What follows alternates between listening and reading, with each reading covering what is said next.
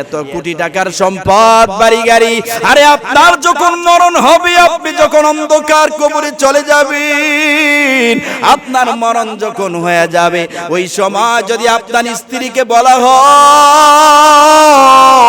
আরে স্ত্রী তোমার স্বামীর লাশটা আজকে তোমার সাথে রাত্রেবেলা একটু থাকতে দাও, স্ত্রী ডাক দিয়ে বলে আমার বড় ভয় হয়। আপনার আদরের সন্তানকে যদি বলেন সন্তান তোমার বাবার লাশটা আজকে রাত্রটা তোমার সাথে থাকতে দাও, সন্তান ডাক দিয়া বলবে না না আমার বড় ভয় হয়।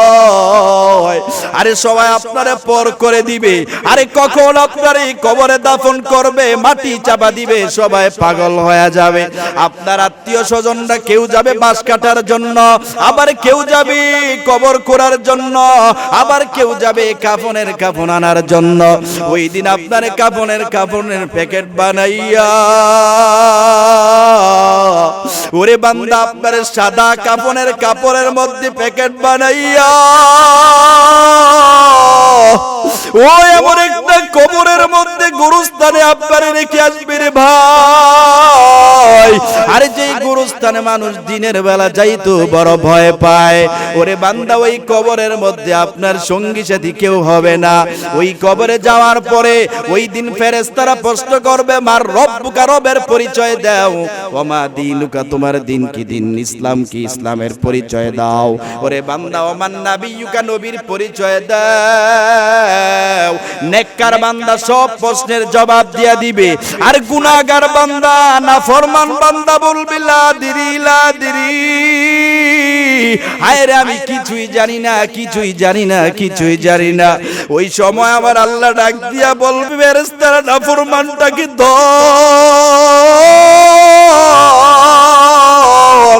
আরে এই নাফরমানটাকে ধইরা শিকল দিয়া বাইদা টেনে টেনে জাহান্নামে নিয়ে যা। এই নাফরমান দুনিয়ার জমিনে তাইকে আমি আল্লাহর সেজদা দেয় নাই, এই নাফরমান দুনিয়ার জমিনে তাইকে আমি আল্লাহর রুকু দেয় নাই। আমি আল্লাহ তারে কত রিজিক দিয়েছি, কত নেয়ামত দিয়েছি, আমি আল্লাহ আমার এই বান্দার খানা বন্ধ করি নাই, পানি বন্ধ করি নাই, বাতাস বন্ধ করি নাই। অথচ এই নাফরমান দুনিয়ার জমিনে তাইকে আমি আল্লাহরে ভুলে গেছি। এই নাফরমানের কবরের মধ্যে জাহান্নামের বিছানা বিছায় দাও, এই নাফরমানের কবরের মধ্যে জাহান্নামের বিছানা বিছাইয়া ওর কবরের মধ্যে 99টা সাপ দিয়া দাও। আরে যেই সাপগুলা একটা কামড় মারলে 70 হাত মাটির নিচে চলে যাবে। আল্লাহর নবী হাদিসের মধ্যে জানায় দেয় রে উম্মত,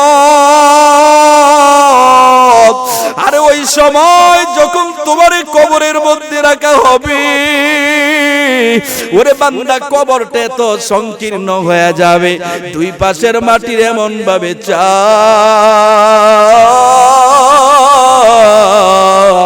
ওই মাটির চাপে পাজরের হাড্ডি চুরমার হয়ে যাবে, এক পাশের হাড় গুলা অপর পাশে ঢুকে যাবে। এই জন্য মুসলমান ইমানদারেরা যতদিন দুনিয়ার জমিনে থাকবো আল্লাহর ইবাদত করতে হবে।